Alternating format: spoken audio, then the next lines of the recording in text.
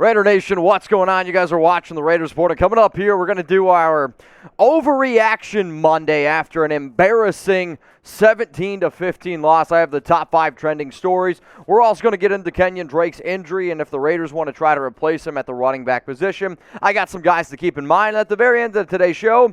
Believe it or not, the Raiders still have a chance to make the playoffs. So I'll look at the playoff picture and tell you basically what needs to happen in order to make the playoffs. Now, I am about 1,700 subs away from hitting 100,000. And even though the season is starting to look a little bit frustrating, I promise you guys, I'm going to give you content every single day, literally for the next 365 days, 100% free. I want to be the very first Raiders YouTube channel to hit 100,000 subs. And if you are one of my awesome subscribers, throw in the comments what you want me to do to celebrate 100 subs. I'm thinking 100 beers in 6 minutes. All right, let's get into the first overreaction here. It's around Derek Carr. Spoiler alert.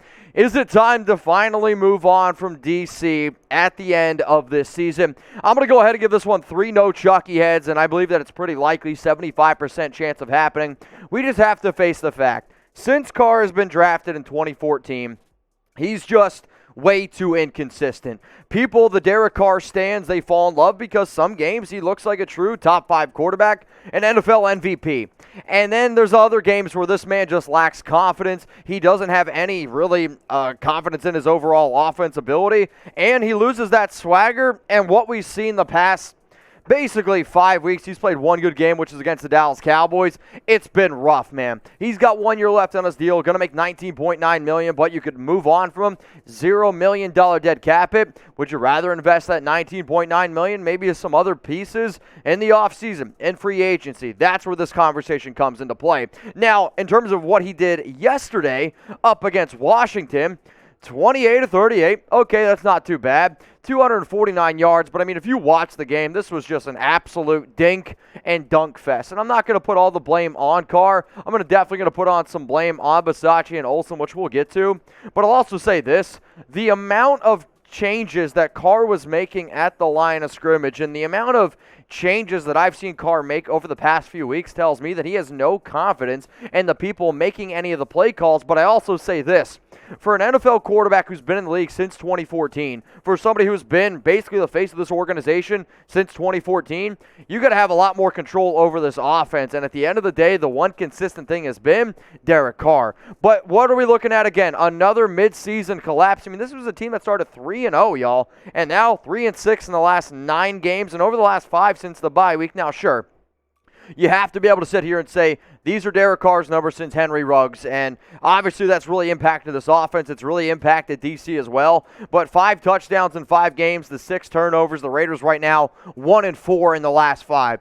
You just can't continue to have good beginning starts of the year and bad endings. And unfortunately, a lot of the focus goes on quarterback. A lot of the focus goes on the head coach. But also, they get paid a lot of money to be the face, and if you can't get it done, time to move on. So I want you guys to be honest with me, and I'm going to make this the pinned comment of today's show.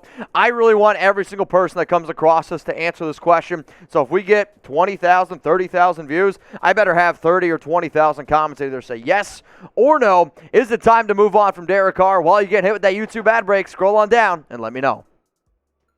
Next one's coming up here, and until Bisaccia starts having a, we'll say, good game plan going forward, I'm going to call him broke Bisaccia because he doesn't deserve to be called rich. Because if you're telling me a rich game plan is what I saw this past week, no. It was broken from top to bottom. And I love Bisaccia. He is a good dude, interim head coach. I actually think he's a really good special teams coordinator.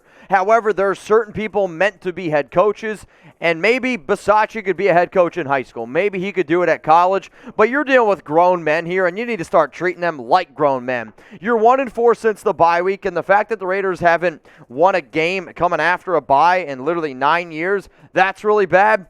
And the fact that you had 10 days to prepare, and that was the game plan you put together, that was a joke. Plus, on top of that, here's what Bisaccia had to say in the post-game press conference.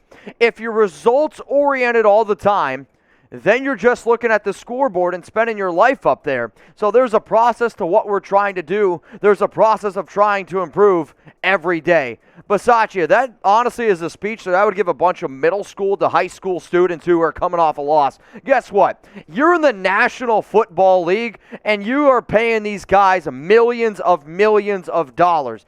I am going to look at the scoreboard. You should absolutely look at the scoreboard, because at the end of the day, I don't give a shit what you do.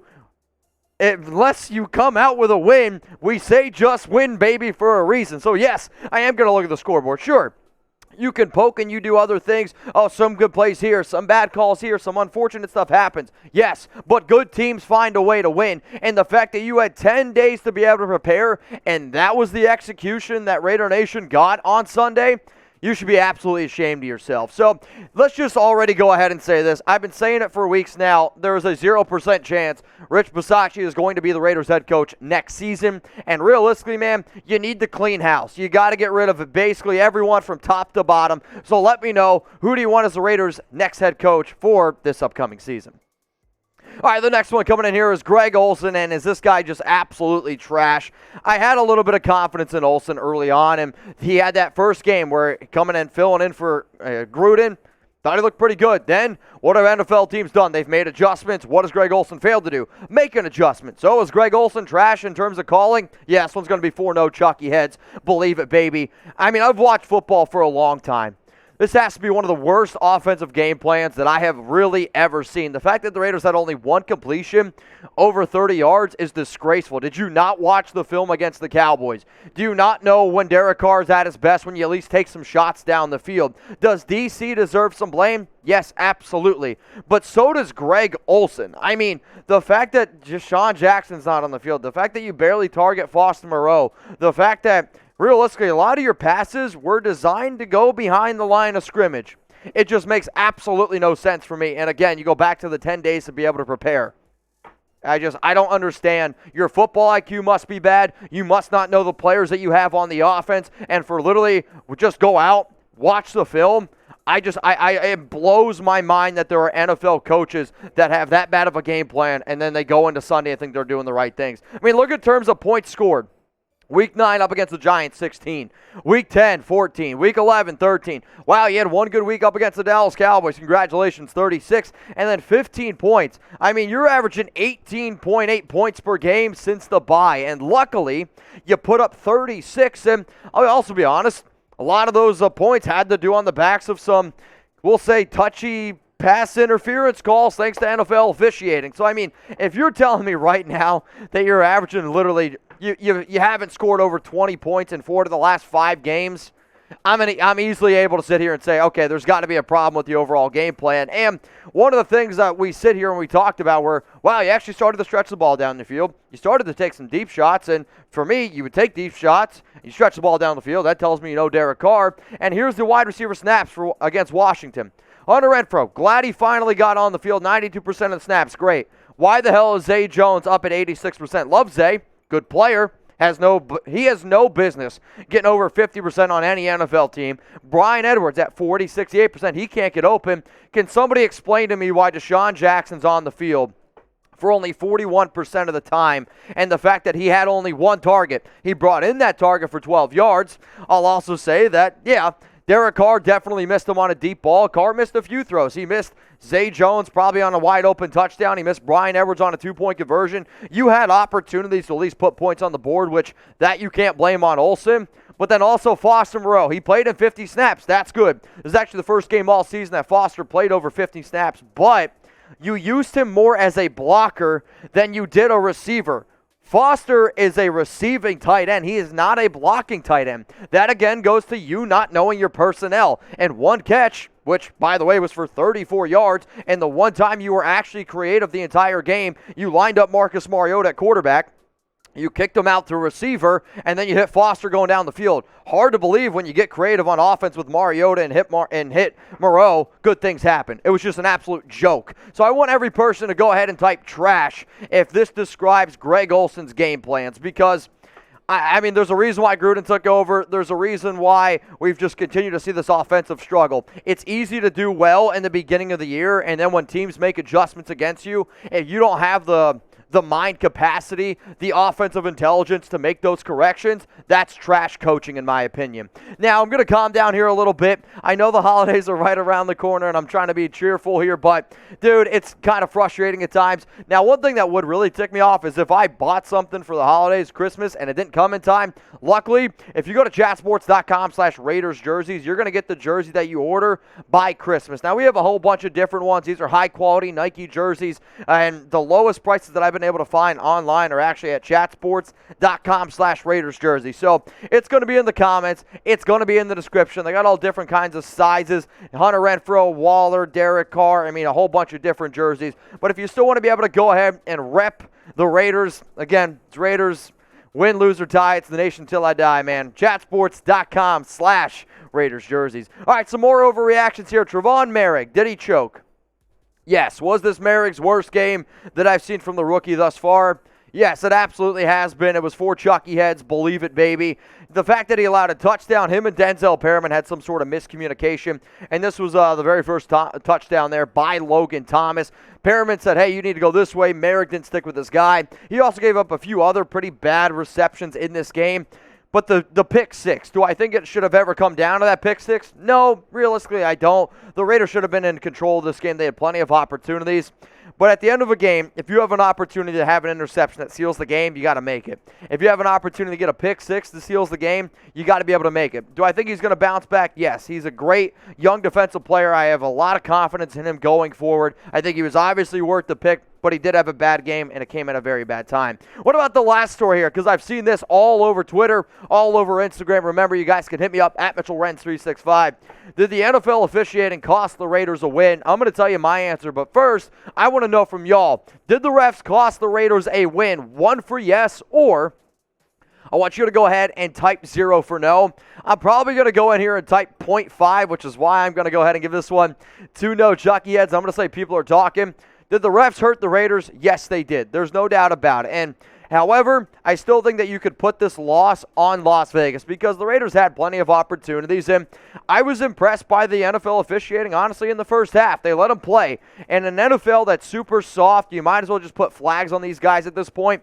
I like when you let them play. However, in that third quarter and Washington's second touchdown drive, I mean, I don't have a sponsor to say it, but that second touchdown drive was presented by the NFL officiating because the amount of ticky-tack calls. I mean, the one call up against Jonathan Abram, what do you want him to do? It's actually one of the best defensive plays that I've seen the guy, and then you penalize him for it. Max Crosby's roughing the passer hit. Literally, Crosby goes, the NFL is soft, but you missed the hold on Nate Hobbs, but you were able to see Crosby's roughing the passer. It was just really bad officiating there in the third quarter, which obviously led to a bad touchdown drive, but the Raiders' offense was still bad, and I'm still going to go ahead and put some blame on them as well. Now, with one of the injuries that happened with Kenyan Drake, it absolutely kills me because I like Drake. He's a leader on the field and in the locker room. And coming up now, we're going to get into some Kenyan Drake replacements. For those of you that are wondering, wait, what happened to Drake? He unfortunately was carted off Week 13 up against the football team. And I'll go ahead and say I thought it was actually kind of a dirty tackle. But it's a very similar to a horse collar tackle. If you want to see it in more depth, you can actually go to Kenyan Drake's Twitter. He tweeted about it. But he's done. He broke his ankle, unfortunately done for the season. He does have 1 year left on his contract. And this is going to hurt the Raiders' running room because he's got 254 yards. He's a good, versatile running back, able to catch the ball out of the backfield. But I agree with Drake that said the NFL officiating are reasons why guys are getting hurt, because if you can't tackle high, which obviously I'm all for protecting players, but that means you're going to have a lot of low hits as well. Also, Mike Garafolo, you're soft as hell. Should the Raiders sign a running back here? Type S for sign, type P for pass. Let me know down in the comment section. I'm going to go ahead and type P for pass because I still think they have some good guys on this roster. And even though you're 6-6, the running back room is not really where you're going to come out with with extra wins.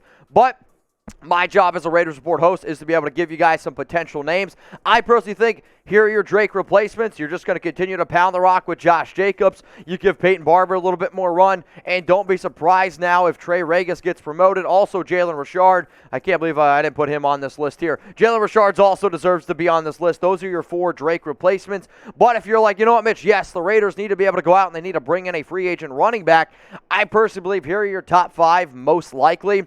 The 2 on this list that are the most likely would actually probably be Le'Veon Bell, who I actually know the Raiders have have had some interest in before, and he can also pass catch. And then DeAndre Washington, obviously an old Raider player. Other names, though, Todd Gurley, Kerryon Johnson, Derrius Guice. I don't think Guice would be the right fit because he's got some off-the-field issues. But again, other names to keep in mind. Now, if you guys want to hit me up on IG, I'm at Mitchell Renz 365. The reason why I said Mike Garafolo was soft is because he tried to blame Logan Thomas's ACL injury on Yannick Ngakoue, and I just thought it was an absolutely classless move. I put it on IG. The dude blocked me. So all I got to say is this. If you guys could go to my Instagram, at Mitchell Renz 365, and just rip into Mike Garafolo, because I think it's disgraceful that you would put a season-ending injury on another NFL player, because guess what? The last time I checked, the NFL is a contact sport, and that stuff happens. So please have Ngakoue's back. Raider Nation, I'm counting on you. All right, the last thing coming up here is going to be the AFC playoff picture, and I said earlier in the show,